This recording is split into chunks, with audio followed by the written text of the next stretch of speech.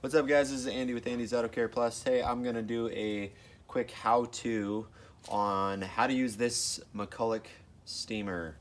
I've done some reviews in the past. Actually, I think I only posted one, but on this, I'm gonna go through the whole process of how to use this machine because it's a little bit of a learning curve, but not a whole lot. It's pretty straightforward. But I just want to go into some of the things I've learned with having it for almost 8 months now. So it's still working great. I do want to add that right off the bat. In one of my other videos, I did post about this cheap cord. That's really the only downfall I've had with this steamer for the price point, is just this very cheaply made hose here. I've duct taped it twice, as you can see, and it melts back off and then breaks off, and I've kind of given up on it. I'll do it a couple more times every once in a while, but just to make sure that none of these internals actually rip or break. So just keep that in mind. Not a very strong cord. You want to make sure that you really take care of your cord. I've put this thing through the ringer. I use it a lot. It's probably my most used tool other than my power washer. All right, so without any more mumbling and rambling on, so I use distilled water. That's pretty important because inside this boiler here, if you use regular water, those minerals will build up and just create junk inside of your boiler. So spend the money on the distilled water. It's like $1 at Walmart for this thing, so it's worth it. So what you're gonna do is, it comes with this fill cup, okay? And it also says in there that it'll hold 2 cups of this. So what we're gonna do, I've already poured it in here. So one thing I do wanna add is the way I do it, you don't have to do it, because at first I actually wasn't doing it this way. I was just using plain distilled water. What I do now is I take my distilled water. Actually, this isn't the right one. I'll have to grab the other one. But I actually add O&R to it. I add a half ounce per gallon, just like you would when you're washing. So just keep that in mind for the water. It adds a little bit more cleaning power, actually. If you use it with plain distilled water or regular water and then try to go to an O&R, you're gonna get a little bit of a stench, because what that's essentially doing is it's cleaning out your boiler. The first time I used it, I was kind of disgusted by the smell, to be honest. It was pretty disgusting. But then after I used it a few times, it cleaned that stuff out, and then I also dumped it out and cleaned it out and whatnot. So anyway, this is not about that. This is about how to use it. So what you're gonna do is you're gonna fill this cup up to that line right there. I'm actually a little bit under it. I usually do that anyway. So what we're gonna do is we're just gonna add it right to the boiler. There's the hole for it. Already got it open. I'm just gonna add it right to the boiler there. Make sure that it's off and cool when you're adding water to it as well. I found out the hard way, actually, because what happens is if that boiler's hot, it'll flash boil on you, and it'll blow out the scalding hot water that just flash boiled. And trust me, that sucks. So don't do it. Just keep that in mind. So I'll end up putting 2 cups in there. But since I don't have the right gallon of water right now, I'll end up grabbing that out of my my van. So anyway, I'll put 2 cups in there. You'll take your boiler cap. You'll stick your boiler cap back on, just like that.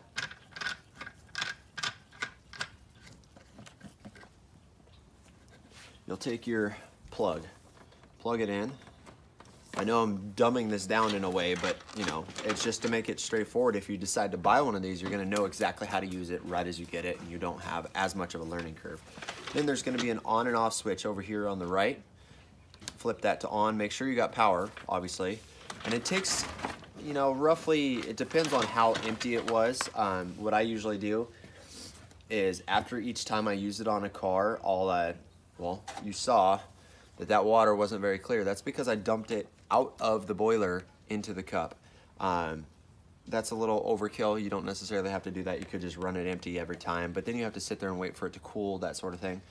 If you check how much water is in it each time before you go to use it and make sure that it's topped off, you probably won't run out during a car, your average size car. I have had the issue with this one of running out on some bigger SUVs, that sort of thing, just because the boiler size isn't the biggest. I believe it's the size, the one bigger than this, the stand-up model, that actually has double the capacity for a boiler. I haven't used that one exactly, so I can't vouch for that. But this one I've had really good success with. I mean, it's a very inexpensive steamer that pretty much does everything you need. It's got good pressure. When it's fully heated up, it does blow a really good pressure. I've had people comment and ask about, you know, would this clean a vent? You know, would this clean the ventilation system? I've used it for that. I've sprayed this directly in the ventilation system. I pop out the cabin filter when I do that, just to get maximum, you know, ventilation of the steam. So yes, I would say that it would work for that. It's probably not as powerful as the VX5000. I'll probably eventually get one of those when this thing finally basically craps out on me. So I'll probably upgrade to something like that. But for the meantime, this was my price budget, so this is what I went with. I think I paid 120, 130 bucks, and I've gotten 7-8 months out of it, you know. So that's pretty impressive for something I use 4 to 5 times a week. It's definitely a pretty solid machine. It doesn't look like it, so, but minus the hose like I talked about. So, and actually, I had my assistant bring me some water, so we're gonna add that other cup to it. So I had already turned it on, let it start to heat up a little bit. I'm getting no real movement on the needle there yet. So what we're gonna do is we're gonna do this all without cutting out, just to show you how much time it really takes to heat this thing up. It's already starting to heat up pretty good. So I'm just gonna add this other cup of distilled water with O&R mix. This also keeps your boiler nice and clean. I don't know if I said that earlier, but I know it has some extra cleaning power per se. Just like, you know, with any where you use O&R pretty much. You can use it in a, you know, extractor, that sort of thing. I use it in my Rug Doctor extractor. I use the same mixture. So we're gonna turn that, get that all nice and tight. So it is gonna take a little bit. So let's just see. What else can I say about this thing? The cord length, that's, I think, very adequate for what it is.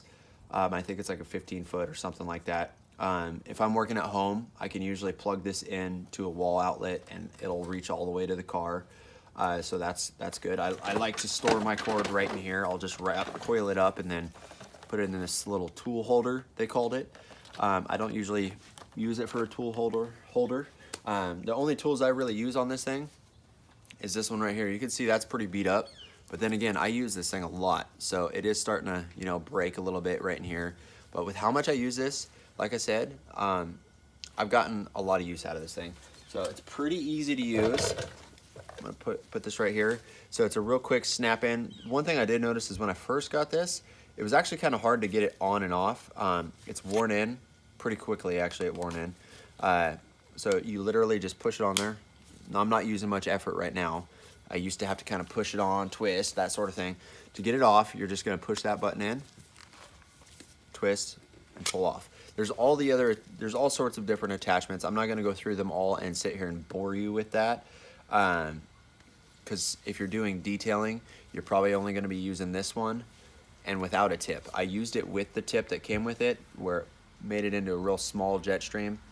I didn't really like that because it actually reduced the amount of pressure. It lasted longer, but like I said, it reduced the amount of pressure. So that, I just wasn't able to get the stuff in the small little nooks and crannies, you know, as easy. With this, I get maximum pressure. Granted, it doesn't last as long, but I can get, you know, if I'm at full capacity on water and I'm at full pressure on my gauge, I can use it and, you know, do an entire door panel with that steam without really any issue. Or I can do one, maybe even 2 seats with this attachment without much of an issue, without it like running out of steam, you could say. And it doesn't really run out of steam, it just gets to where it's a really low pressure. Hopefully I can show you that kind of example if we get this sucker heated up. So this right here, you have your steam adjustment. So I don't really play with this a whole lot. I usually keep it at a full positive, full strength, whatever. I've done it a little bit. If I've done a headliner, I do crank this sucker down like that. pretty easy to do. There's a little bit of measurement on that. I wouldn't say that this is like a fine-tuned pressure gauge or pressure dial. There's very little adjustment in my opinion. So I usually just keep it all the way positive for full pressure, that sort of thing. You can see already, I mean, it's only been a couple minutes. We're already, hopefully you can see that, we're already getting some pressure on that gauge. So like I said, it's a pretty quick heat up time. I think they say that you should let it sit 5 to 15 minutes or something like that. I have pretty good success with, what I'll do is you vacuum the car, do a dry extraction with a drill brush or, you know, a carpet brush or something like that. Get the carpet as clean as you possibly can. Then when I'm done with that, what I'm gonna do is I'm gonna plug in my steamer. I've heard people talk about the fact that they plug in their steamer before they leave their house. With this one, it's not really necessary. It might be necessary if you have one with higher capacity. I'm not sure because I haven't used them. But with this one, I can just plug it in, and by the time I'm done spraying down with chemical, agitating that in, mopping up, and ready to steam, it's full pressure. I'm good to go. There's no downtime.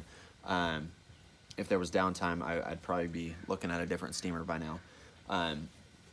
But you could pretty much keep the flow going. So I don't think that's really an issue.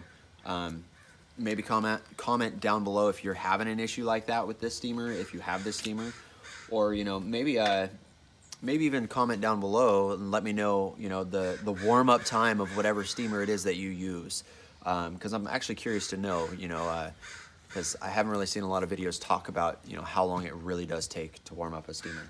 So we're pretty much at some pressure where I could show you how it's being used or how it works. We're in the green. So what I usually do is it gets up to about halfway on this gauge here. Then you're pretty much good to go. I've never had it get all the way to the yellow or the red, so I'm not sure what's up with that. So maybe that's just, if it does get up that high, you probably have a problem with your steamer, if I had to guess. So what we're gonna do is I'm gonna show you the stream without this, and then I'm gonna show you the stream with this. That sort of thing. So we're almost at full pressure. So let's just show you how this works. Oh, okay, so one thing I'm gonna add is if you use it and you got it ready to go, one thing that's you kind of want to be leery of is after you've been using it or whatnot, and if you let it sit, so say I do a seat right off the bat, okay? I let it sit while I'm going to the next seat, okay? I go to use it, a bunch of water is gonna come out. That's the condensation and all that building up in the hose and that sort of thing, it leaking through a little bit. So what you're gonna wanna do every time before you use it is sit there and bleed it, okay? It won't take you very long. I just literally will do a quick little squirt on the ground. You'll see that stream of water come out, and then you're good to go. It's all steam after that. So pretty easy. Little hint though, I had to learn that one the hard way. Especially if you got this one on there and you got your microfiber wrapped around it, it gets soaking wet right off the bat. So every time you're gonna wanna bleed that out. So we're pretty much at full pressure right now. I don't know how long that was, but we're already at full pressure. This thing's good to go. Like, that's how quick it is. I know I probably bored some of you with my talking, but here we go. So I'm gonna show you how it works. So it takes a little bit to get going right off the bat. As you can see, it's gonna blow a little bit of water out, but after this sucker gets going, it works good. And plus, when it's got a full tank, it does blow a little bit of extra water through. That is one thing I noticed. That's why I go down from the line a little bit, and then you're gonna work out really good. So it's starting to come out with just steam right now. So I would suggest bleeding it out a little bit, even right off the bat. So right now we got pretty good steady stream. If I let this sit for a little while longer, we're gonna get blasts of steam. That gets kind of the extra out, I guess. So it works, I like it. So got that on there. So yeah, there's a little bit of excess water there. But when you get down, oh, I don't know, after about 2 minutes of using this thing, it's pretty steady stream without as much water in this thing. But when it's topped off like we just did, it does blow that excess water. So what I'm gonna do is I'm gonna hopefully show you, I'm gonna let it sit for about 30 seconds here, and then we're gonna show you that stream of water that I was talking about to flush out. So don't be discouraged by that, I would say. So here we go. Ready? See that stream of water? But then we got steam. Okay, now we're getting a good steady stream of steam. So there you go. It's really because it's topped off. That's why it was blowing all that extra water. Now we're getting good solid steam. It's very easy to use. It's got a good handle on it. It could be longer, you know, whatever. But this is pretty good. It's easy to handle in your hand. When you got this on there and you're scrubbing seats, I always recommend grabbing on, you know, up here. You're gonna have your microfiber. The problem with that, being so close like that, is you will burn your hand a little bit. I usually wear some thicker gloves when I'm doing a lot of steaming so that I don't burn myself. So we got good steam now. All right, now I'm gonna test. I'm just gonna hold this thing and we're gonna see how long the steam lasts. So the pressure's gone down a little bit, but this is more than enough steam power to do a seat still. I mean, we're still got a pretty steady pace right now. Now it's not really going down from what it did a couple seconds ago, so it holds pressure pretty good.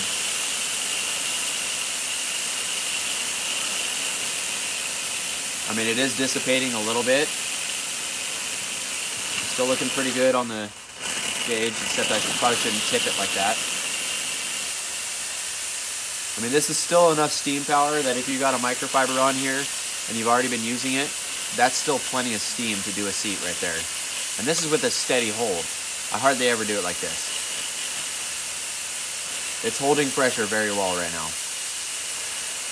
I could probably just sit here and go through the whole tank like this, I'd imagine. So basically, I think you get the point. But when I'm doing like a door panel or something, I'm doing little pieces like that. And it holds that high pressure pretty much that entire time. So, hey, thanks for watching the video. If you lasted through my entire talk here, I'm proud of you for that one because I tend to bore myself sometimes. So anyway, hit that like button, hit that subscribe button, and stay tuned for more. Hopefully you guys like my review here.